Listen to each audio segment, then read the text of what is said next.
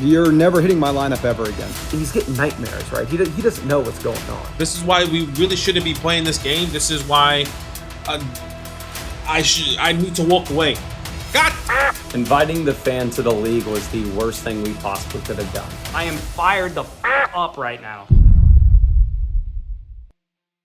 It all comes down to this Sunday kickoff. We got 5 minutes to go. Sal and I, it's looking close. 47% with predictions right now. He's had really only George Pickens play, who scored 6 points. I had Barkley at 18.5. It's really going to come down to McCaffrey, which reports are saying McCaffrey's going to be good, which sucks for me. Going over and looking at the fan versus the dev team. The dev team, abysmal performance where they started A.J. Brown on Thursday night, so they have some catching up to do. Looking at the editors, it's a 50-50. Really, the only thing that's happened is Thomas went out there, played a kicker. Looking at the Domain Bowl, it is flipped after Avery embarrassed himself and his entire bloodline earlier on Thursday and Friday. Nathan is now favored to win this matchup 53% to 47%. Right now, you are looking at only 38 total points from Avery with the combination of Mahomes, Hampton, and Devonta Smith. Going over to FSC, not only is Corey down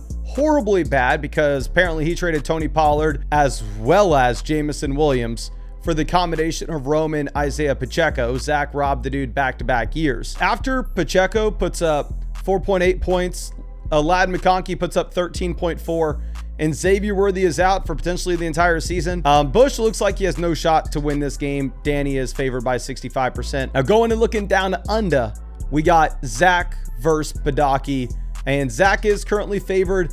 Really not much has happened here, but Zach just generally has a better team. But I'll keep you posted as we go through this fine Sunday. And honestly, I'm just rooting that the team of destiny puts on a show. So it's now been about 48 hours, give or take, since the Xavier Worthy injury. We still have no update. And even despite Xavier Worthy's injury, you know what makes me feel very good? Instead of looking at my fantasy team last year with a scarcity mindset, I get to look at Bijan Robinson's beautiful mug, and he assures me that everything will be okay. Xavier Worthy can go down. More of my players can go down. I got the best running back in the league. Yeah, I read the comments. I see everybody in the comments going, oh my gosh, poor Sal. Oh, Sal's so unlucky. Oh God, Sal's team's ruined with McCaffrey injury. What can you do about it? You know what he could have done about it? He could have just taken Saquon Barkley instead. So I'm sitting here on Sunday with all the news that we have about McCaffrey so far, and now it's trending in the positive directions, and now we're just hoping no pregame injury and that maybe he's going to be limited, but we'll see. And I get the report that he plans to play, and then shortly after that he is a full go. A full go for week 1 for Christian McCaffrey means that not only do I have a chance to beat Mason, I have a chance to destroy Mason. From Thursday night to today, it was doom and gloom. It was, I'm going to probably lose this week without McCaffrey. Can I even win a game? Mason's already saying you're going to be at Denny's. I think now Mason might be at Denny's just looking at the wide receivers he's starting this week that have to go up against Christian McCaffrey and Jonathan Taylor. It is Christmas morning here in Sydney, Australia. I've been up for already an hour. The games don't kick off till 3 o'clock our time. And you know what I said? Let's do my weekly pick'em. So I got all the boys' names here on a list. Mason versus Sal, the guy that just got engaged. Hey, congratulations to you versus a guy that just lost CMC in a heartbreaking way. I think there's no surprise here. I'm just going to go with the momentum so far. I'm going to go with Mason Dodd himself. Then we have Bush versus my rival. Big Bush, man, not the best start so far. Starting Xavier Worthy. This might be a surprise for some people, but I'm going to go with an absolute upset. Then we have the Domain Boys, Avery versus Nathan. And hey, Nathan is on something special here. He doesn't have running backs, but this week I'm going to go with another upset in Nathan himself. Sorry, Avery. Then we have some really quick ones. The fan versus the devs. The devs starting off real strong here. I'm going to go with the devs. Then you have the editor 1 versus editor 2. Who the hell are these guys? I'm just going to go with the editor 1. I actually have no idea. I actually don't care, respectfully. And of course, it's going to be yours truly. Who's going to be taking the W this week? Oh, what's that back there? Ashton Genty's house? Oh, did the creators really expect me not to pick him? We need some more West Coast representation. I have to set an alarm to wake up to set my lineup on Sunday morning. This week, I am playing Nick, the other editor of this channel, the guy I was drafting next to. I got lucky that Rashee Rice is out for the first 6 games, so I won't have to play against him, but this matchup is still a coin flip. But I do think that Brock Bowers over Amon-Ra St. Brown will come back to haunt him. The other thing to look out for in the editor matchup is Jalen Waddle versus Tyreek Hill. Since Tua is healthy, they could both be good this week. My starting lineup is great, but if I have any injuries, then I will have to fill in with Hollywood Brown or Jaden Blue. My 7th and 8th round picks were Chris Godwin and Joe Mixon, who are both out until at least week 5. Hopefully my team just stays healthy. Unlike last year, I will not be coming in second place again. It is Sunday morning. We're live streaming right now. We've got a bunch of beautiful people on the live stream with us. And going through and setting up our lineup here, and I'm currently flexing the rookie, Matthew Golden. But I know what's going to happen is I'm going to make this lineup choice, and I'm going to choose the wrong guy. Chat, my question for you, YouTube chat, is do I start Michael Pittman or do I start Matthew Golden? The chat is saying Golden, Golden, Golden, Golden, Golden, Golden, Golden. I'm starting Matthew Golden. If Michael Pittman goes off this week, I'm going to be ticked. Just absolutely beautiful start to Sunday afternoon. I lose Darnell Mooney to a game time decision. I have to go to waivers to figure out who I want to put in my flex because I really don't want to put Jonnu in my flex to start the year. So I go ahead and snag Rashad Bateman, a literal coin toss if he's going to put up double digits or a goose egg. Crossing the fingers in my last flex spot. We'll see what he can do. Yeah, that's a house call. That is why I'm not worried about the Worthy injury. Let's f***ing go. I have a real first-round pick on my team. I am fired the f*** up right now. I'm sorry, do I recall hearing somebody say that Justin Fields can't throw? Can someone explain to me what the hell is going on with T. Higgins, Jerry Jeudy? We're almost to the half, and I don't know if either has scored a single point. Stephon Diggs has done literally nothing as well. And I'm sitting here watching Red Zone. You keep on expecting them to pop up, and nope, it's Noah Fans instead. Stephon Diggs, I swear to God, if you let Booty clap you right now, you're never hitting my lineup ever again. They said it was his 4th reception of the game. I checked the app, and you got, what, 1 point? Oh, our season saved. Do y'all see that? That is Ja'Cory Krosky-Merritt. Maybe he's on my bench right now, but honestly, Stephon Diggs, the Rooks coming for your job. It was enough having to watch Ja'Cory Krosky-Merritt, a.k.a. Bill Snipe, Jaden Daniels on the goal line for that touchdown. But do I have to see him put on the trade block for every Dynasty League I'm in right after that happens? It's like clockwork. A player scores, guess what's happening? He's going on the trade block in your Dynasty League. It's halftime. Jeudy, Diggs, Higgins have combined for 8.9 points. The league analyzer said I was dead last at wide receiver. I thought, you know what? The site doesn't know what it's talking about. We're going to be just fine. And yeah, it looks like I need a wide receiver. Ja'Cory Krosky-Merritt, you're on the trade block. And yeah, we're looking for a wide receiver.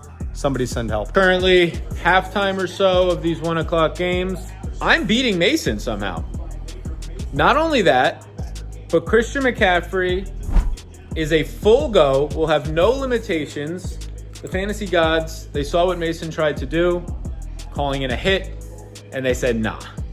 Not this week. This is not how it's happening to start the season. So we're fully going. 55% chance to win right now, which is way better than it looked Thursday once that McCaffrey news came out. So everything feels pretty good right now. It's about halftime in all the games. Felt like I would go through and give you an update of where we're at, all right? Team of Destiny versus Sal. We are currently kind of 50-50 tied. I have Metcalf, Higgins, Jerry Jeudy, Stephon Diggs, putting up the worst performances I've ever seen. And then with Sal, he's not doing that well either, but obviously it's just because my defense is holding it to him. Going over and looking at the devs versus the fan, it is currently projected out 50-50 on who's going to win this game. Devon Achane has done literally nothing. Achane has 1.4 points through the half. And then for the devs, obviously, they absolutely crapped it with AJ Brown earlier in the week. Going over to the editor battle, it looks like the editor who knows what he's doing, aka the guy who works on my fantasy football videos, Thomas, who got 2nd in the league last year, is currently leading this. He also has Jalen Waddle in the pathetic Miami offense, but hell,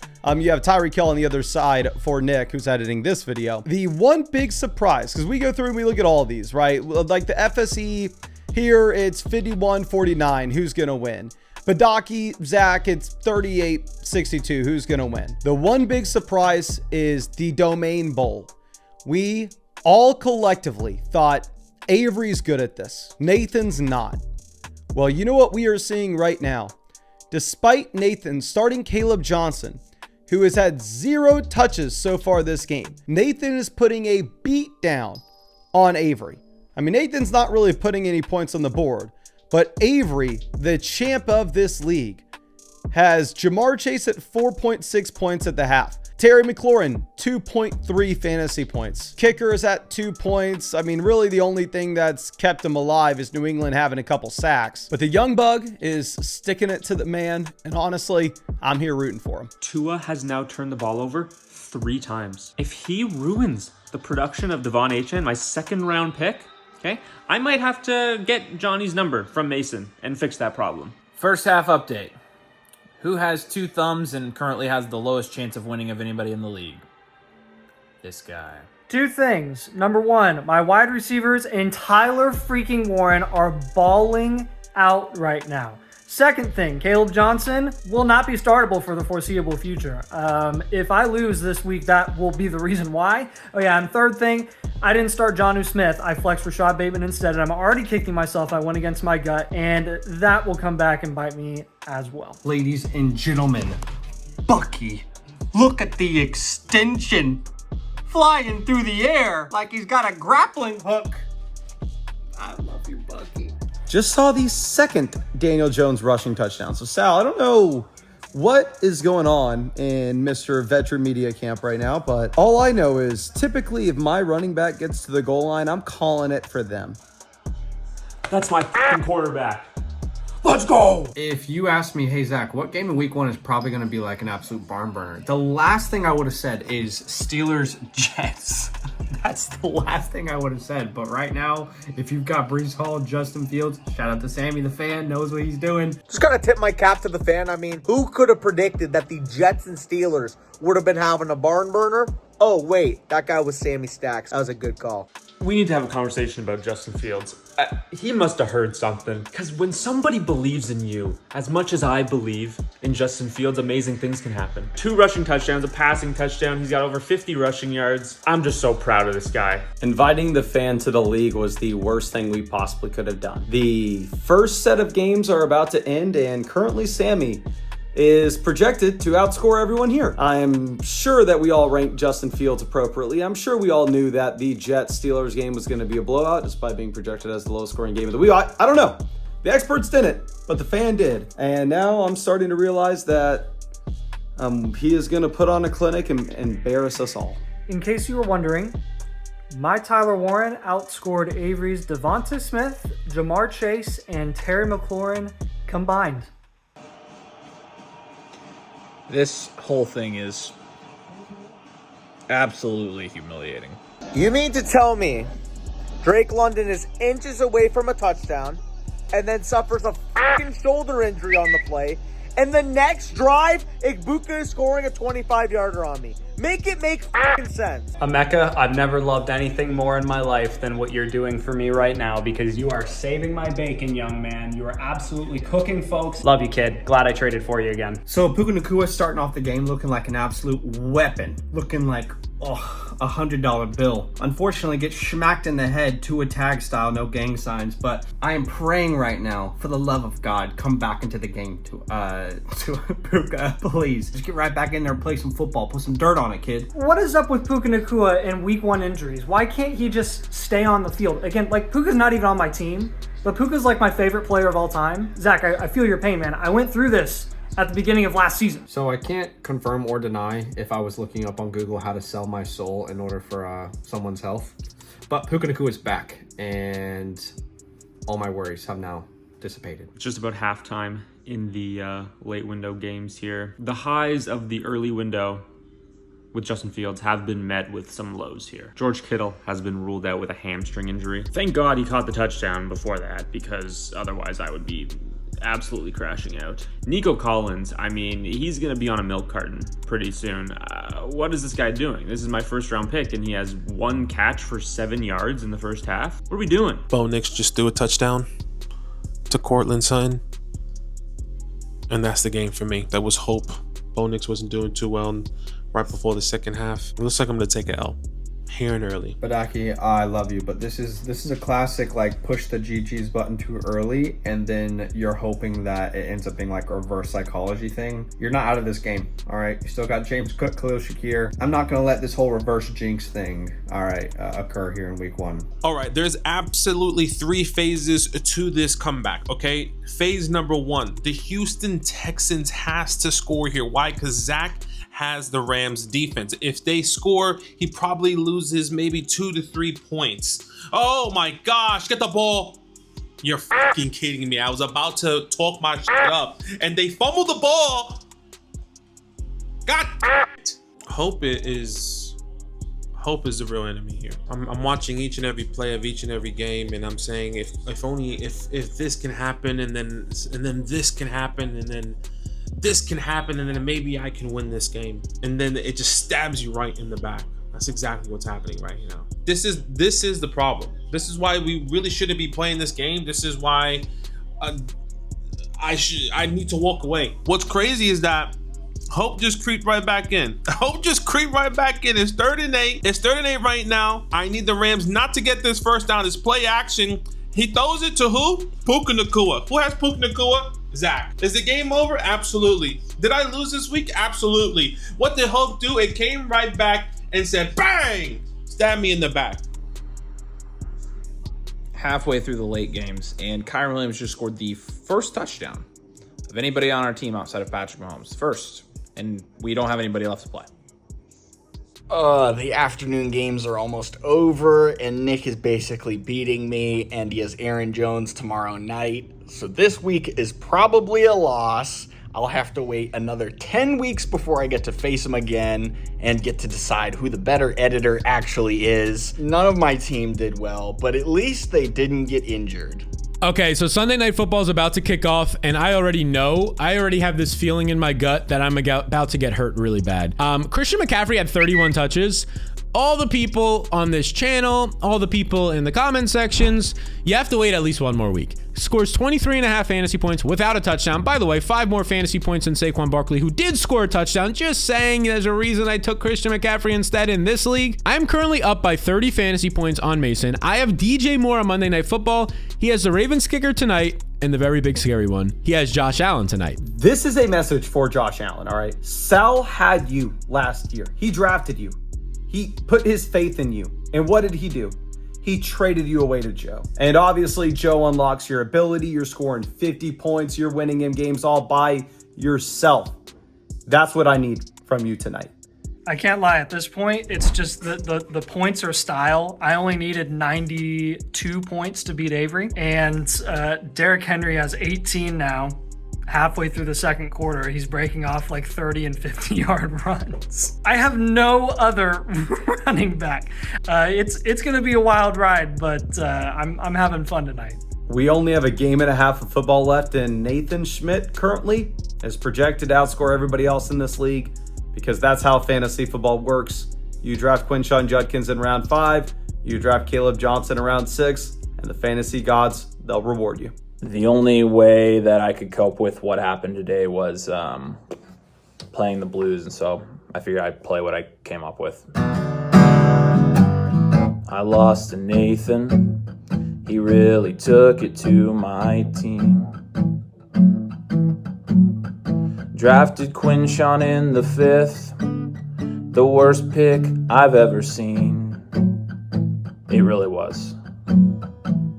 Sal's got CMC, Mason's going bald, but I lost to Nathan, so I'm worse than them all.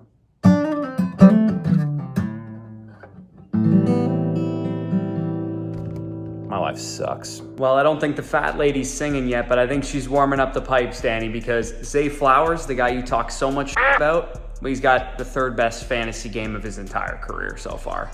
Well, it's official. Well, it looks like we are going to win after the Josh Allen performance.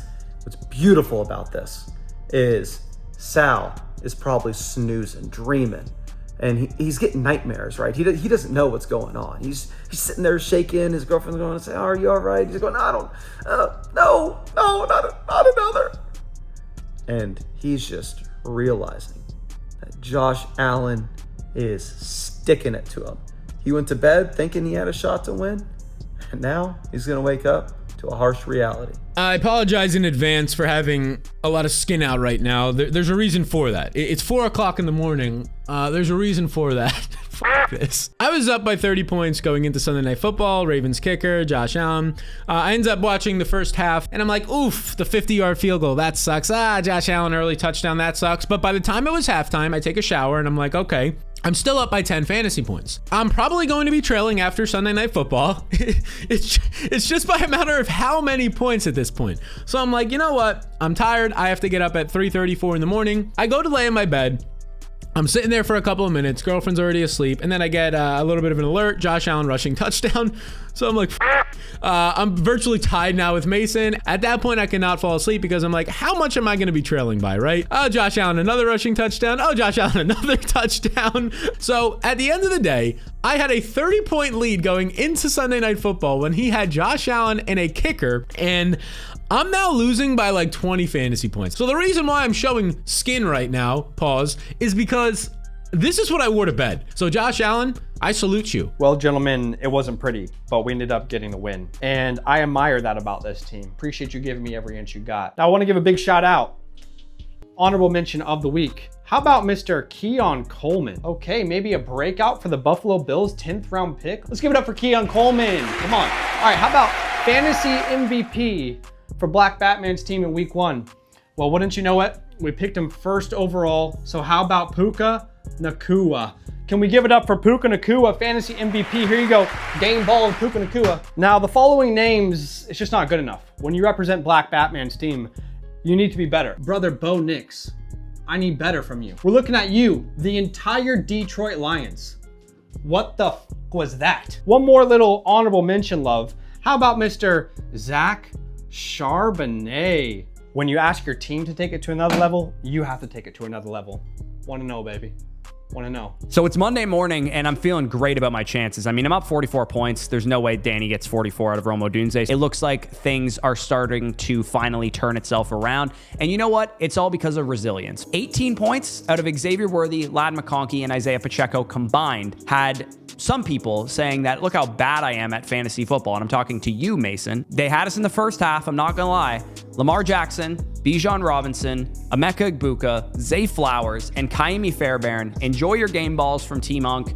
You absolutely earned it. Emeka Egbuka, absolutely love you. Love you so much. Glad you're back on my team. But looking around the rest of the league, it looks like the fan wagon and the devs are in a little bit of a nail nipper there. So that one's going to be kind of intense. And then we also have the editors going up, Monday night miracle potentially for Nick with, who does he got going? Aaron Jones going on Monday night. And then Sal looks like he got dirt napped by Mason unless we see a monster performance out of DJ Moore. It's Monday morning after the first Sunday of the NFL season, and our matchup against the Devs is going to come down to Monday night. We're going to need basically less than 17 points from DeAndre Swift and the Vikings defense. Is it likely? No.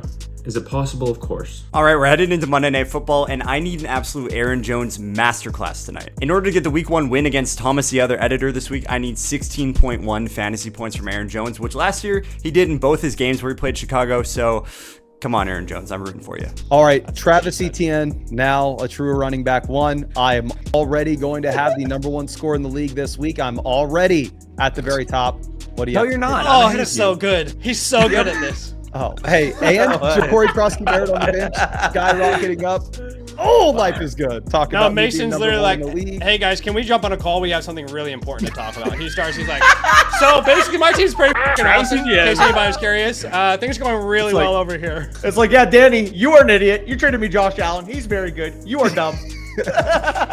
You are dumb. You are so dumb. Bush over here telling me Mason, Drake London's going to win that side of the deal by himself. Travis Etienne's going to win that deal by himself. Did anybody think Kareem Hunt was winning the deal for Zach last year? That's how it always goes. Brother, Irving won the deal. What are you trying to rewrite history for? But also, Mason, you are not the highest scoring team in the league this week because you still got 10 points before you catch my score. Well, TJ Hawkinson has an entire game to go, buddy. Get ready to learn it. Mason, there is a trade in your inbox.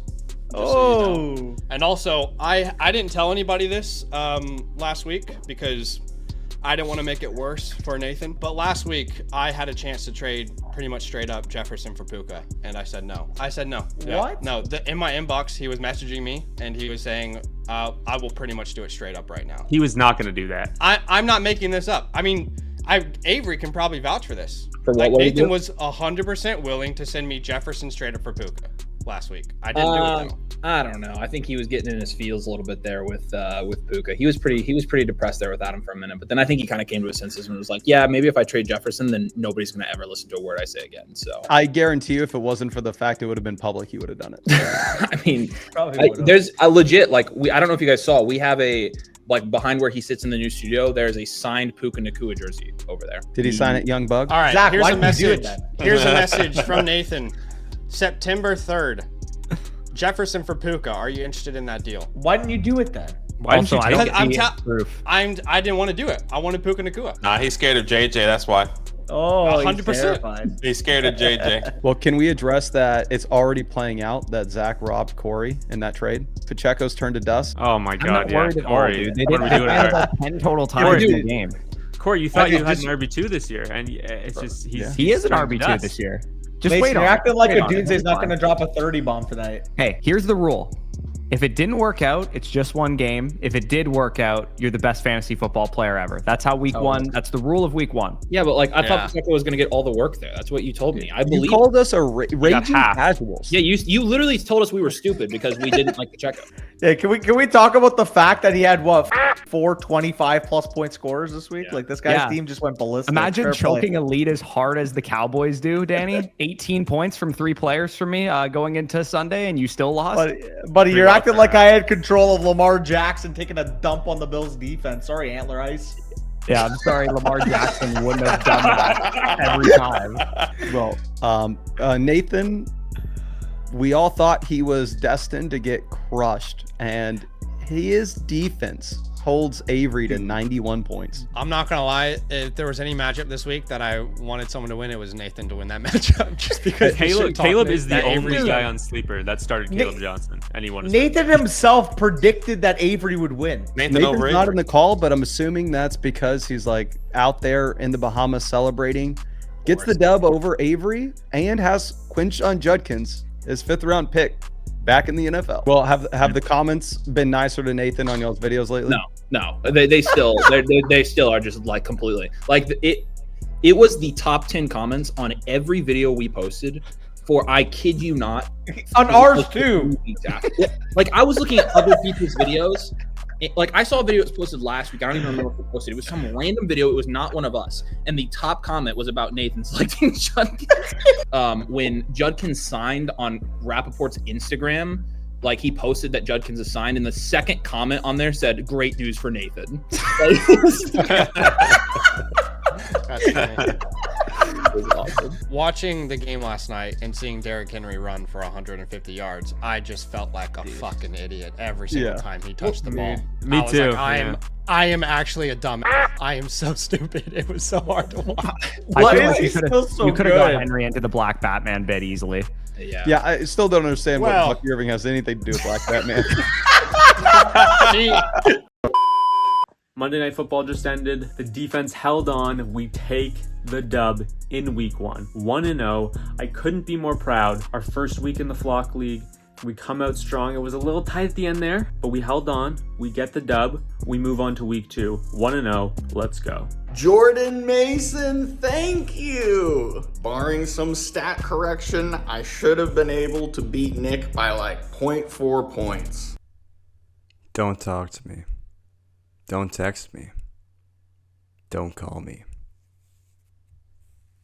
I needed 5 yards from Aaron Jones, but they put in Jordan Mason for 1 yard per carry on the last drive. It's a tough way to start the year, but Thomas, I'll see you in week 10. It came down to the very end with a couple of these matchups. Not the matchup against Sal and me, obviously.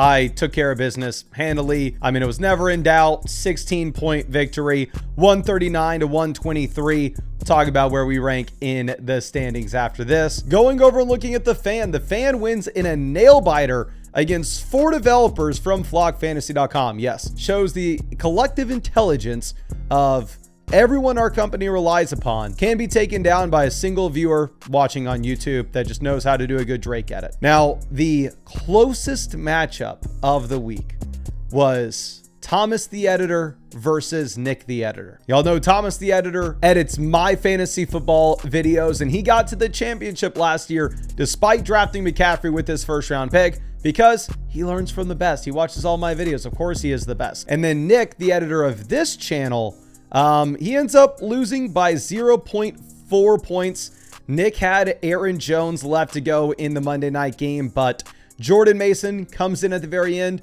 to cuck Aaron Jones and to give Thomas the victory. Then the Young Bug versus the Royal King. This is like Avery sitting on his throne. It's Game of Thrones, right? He's Joffrey. Obviously, he's Joffrey. Have you looked at him? And then you just have a little gnat that's flying around, humming in his ear.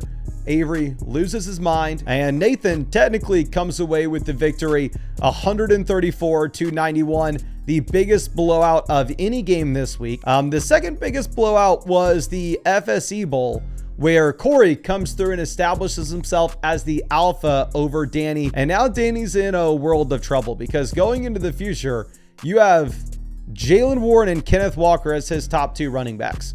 I know he was in the call saying, oh, I got Dylan Sampson. Nobody cares that you have Dylan Sampson, my friend. When Quinshawn Judkins comes in, Nathan's going to teach you a thing or two about Browns running backs. Then the land down under, the land bowl, Zach takes out the dub. I mean, Badake, pathetic performance, only better than Avery this week, which goes to show exactly how bad Avery was. Where Avery's best player, like, this is impressive. Your best player that's not your quarterback doesn't even crack 14 points. Yeah, his running back 1, his running back 2, his wide receiver 1, his wide receiver 2, his tight end, his first flex, his second flex, his kicker, his defense. None of them hit 14 points. Absolute embarrassing. The bug just murders you. But really interesting. Week 1, week 2. Week 2 will be even better, because coming up, we have the biggest rivals across the league. I'm going up against Avery, which I'm excited for that one. We have Bush and Danny playing in what is a rematch of the Toilet Bowl last year. We have Danny the Ladster going up against Badake. If y'all don't remember, Danny is the CEO of Fantasyland. We have Sal and Zachary Savage going up against each other to see who officially has the best eyebrows. And then we have Thomas the Editor playing the Fan. The Fan has to prove himself against the non-creators before he wants to come up against us. And then we have Nick the Editor going up against the dev team, which we really hope we get to see you next week. And again, if you wanted to follow along with the Flock League, all the trades, all the power rankings, you can attach the Flock League to your My Teams page on flockfantasy.com. I'll leave the link to the My Teams page down in the description as well as in the comment section. And I'll leave the sleeper ID. So you can go ahead, copy and paste the league ID into your My Teams page on flockfantasy.com. You can see all the trades, all the records, all the scores as we go through the season. And obviously that's not going to replace your main league on the site. It can just be an extra league that you can toggle to. But really appreciate you, and really hope we get to see you out with the next video.